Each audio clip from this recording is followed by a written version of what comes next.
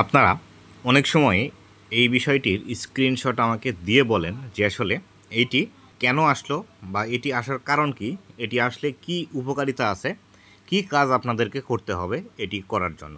তো বন্ধুরা, আজকের এই ভিডিওটিতে এই বিষয়টি সম্পর্কেই বিস্তারিত আলোচনা করব, এটি কেন আসে এবং এটি আসলে আপনারা কি করবেন।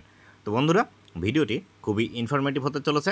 অবশ্যই ভিডিওটি লাস্ট পর্যন্ত দেখুন এবং আপনি যদি আমার চ্যানেলে প্রথমবার এসে থাকেন অবশ্যই চ্যানেলটি সাবস্ক্রাইব করে দিয়ে পাশে আসা বেল নোটিফিকেশনটি অন করে দিবেন, যাতে করে ভবিষ্যতেও ফেসবুক রিলেটেড এমন আরও ইনফরমেটিভ কন্টেন্টগুলো আপনারা পেতে। তো বন্ধুরা, সর্বপ্রথম আমরা এখান থেকে দেখে নিই এখানে কোন বিষয়টি ফেসবুক আমাদেরকে বলছে। তো এখানে ফেসবুক আমাদেরকে যে বিষয়টি করার কথা বলছে সেটি হলো, দেখুন এখানে লেখা আছে your video could make a good reel. আপনি যে ভিডিওটি ফেসবুকের মধ্যে পাবলিশ করেছেন সেই ভিডিওটি থেকে ভালো একটি রিলস ভিডিও তৈরি করা সম্ভব। You can highlight a special moment and reach new people. আপনি চাইলে এই ভিডিওটির একটি স্পেশাল যে অংশ আছে সেই অংশটি হাইলাইট করে একটি ছোট রিলস ভিডিও তৈরি করতে পারেন এবং আপনার এই ভিডিওটি অধিক সংখ্যক দর্শকের কাছে আপনি পৌঁছাতে পারেন। তো এটি আপনারা কিভাবে করবেন বা এটি আপনাকে করতে হবেই কি না সে বিষয়টি আবার আলোচনা করি। যখন আপনি একটি ভিডিও ফেসবুকের মধ্যে পাবলিশ করবেন, সেটি যদি স্ক্রিন রেকর্ডের হয় অথবা যদি ভার্টিক্যাল ভিডিও হয়, ভার্টিক্যাল ভিডিও বলতে যে বিষয়টিকে বোঝাচ্ছি সেটি হলো, এখন আপনারা যে ফরম্যাটে আমার এই ভিডিওটি দেখছেন এটি কিন্তু একটি ভার্টিক্যাল ফরম্যাট ভিডিও। মানে এইভাবে মোবাইলের স্ক্রিন যদি আমি এইভাবে রাখি তাহলে এটি হবে ভার্টিক্যাল ভিডিও।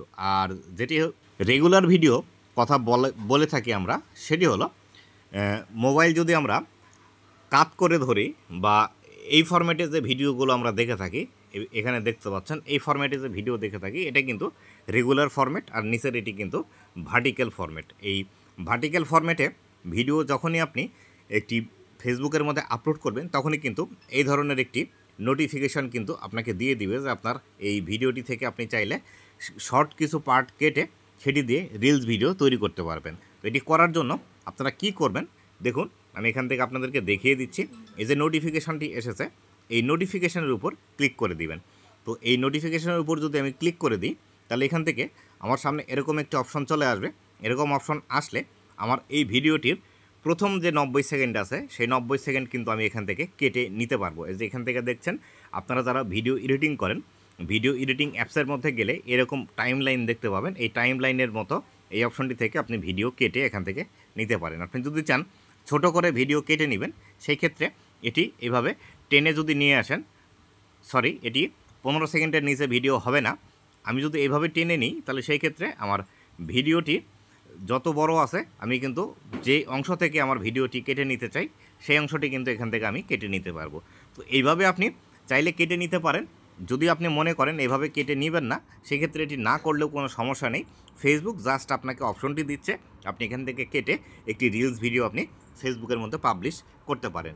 তো এটি করলে সুবিধাটি কী আছে, এটি করার পরে এই ভিডিওটির সাথে বা আপনার যে নতুন করে রিলস ভিডিওটি তৈরি হবে সেই ভিডিওটির সাথে কিন্তু আপনার এই বড় ভিডিওটি কিন্তু লিঙ্ক হয়ে যাবে। তো দেখুন, আমি এখান থেকে যদি এই অবস্থানে রাখার পর আমি যে নেক্সট বাটনে ক্লিক করি, নেক্সট বাটনে ক্লিক করার পর এখান থেকে অপশনগুলো চলে আসবে। দেখুন এখানে লেখা আছে আপনার ভিডিওর একটি টাইটেল দিতে হবে, আপনার ভিডিওটি এখান থেকে পাবলিক আছে এবং এখান থেকে আপনি যদি চান আপনার এই ভিডিওটি স্টোরিতে শেয়ার করতে পারবেন। এখান থেকে এনাবল রিমিক্স আছে, এটি আপনি এনাবল করতে পারেন এবং এইখান থেকে গুরুত্বপূর্ণ যে বিষয়টি আছে দেখুন লেখা আছে connect your reel to the video. আপনি যদি এখান থেকে এই রিলস ভিডিওটি তৈরি করে ফেসবুকের মধ্যে পাবলিশ করেন তাহলে সেই ক্ষেত্রে এই রিলস ভিডিও শেষ হওয়ার সাথে সাথে এই বড় ভিডিওটাও যারা দর্শক আছে তারা দেখতে পাবে।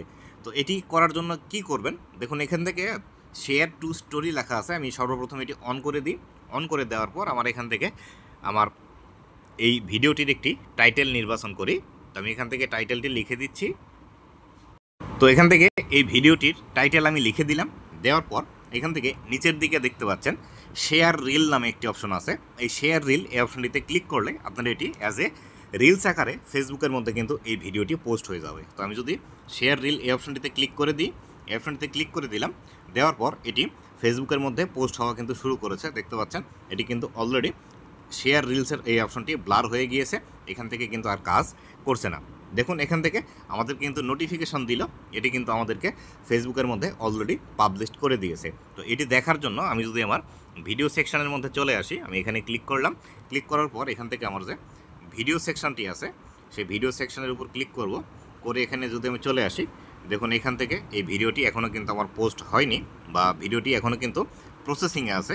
সেক্ষেত্রে আমি একটু ওয়েট করি প্রসেসিংয়ে এখানে আসে কিনা সেই বিষয়টি আপনাদেরকে দেখাই। তো বন্ধুরা দেখুন এই রিলসটি আমার অলরেডি কিন্তু এখান থেকে পোস্ট হয়ে গিয়েছে। তো এই রিলসে যদি আমি ক্লিক করি, রিলসে ক্লিক করার পর আমি সাউন্ডটি অফ করে দিচ্ছি। দেওয়ার পর এখান থেকে যদি আমি একদম লাস্টে চলে আসি, একদম লাস্টে আমি চলে আসি, দেওয়ার পর এখান থেকে আমাদের কোন বিষয়টি দেখাই। বন্ধুরা দেখুন এই যে রিলস ভিডিওটি আমি পাবলিশ করলাম, এই রিলস ভিডিওটি কিন্তু আমার তৈরি হয়ে গিয়েছে। তো এই রিলস ভিডিওটি যদি আমি এখন এখান থেকে প্লে করি বা অন্য কেউ যদি প্লে করে, তাহলে দেখুন কি অবস্থাটি হবে। আমি যেহেতু এর ভিডিওর সাউন্ডটি অফ করে রেখেছি, আমি এই ভিডিওটি প্লে করলাম। প্লে করার পর দেখুন এই ভিডিওটি আমার এখান থেকে প্লে হবে। প্লে হওয়ার পর দেখুন নিচের দিকে টাইম লাইন যাচ্ছে। দেখুন এই ভিডিওটি শেষ হওয়া মাত্রই আমার যে বড় ভিডিওটি আছে সেই বড় ভিডিওটি কিন্তু এখান থেকে আবার চালু হয়ে যাচ্ছে। তো এই ক্ষেত্রে এইভাবে কিন্তু খুব সহজে আপনারাও আপনাদের একটি রিলস ভিডিও এই অপশন যদি এসে থাকে, তাহলে সেই ক্ষেত্রে বড় ভিডিওর যে অপশনটি আছে রিলস ভিডিও তৈরি করার, সেই রিলস ভিডিওর থেকে কিন্তু খুব সহজে আপনারাও আপনাদের একটি রিলস ভিডিওর মাধ্যমে বড় ভিডিও কিন্তু ভাইরাল করতে পারবেন। তো দেখুন আমি আবারও এখানে চলে আসলাম।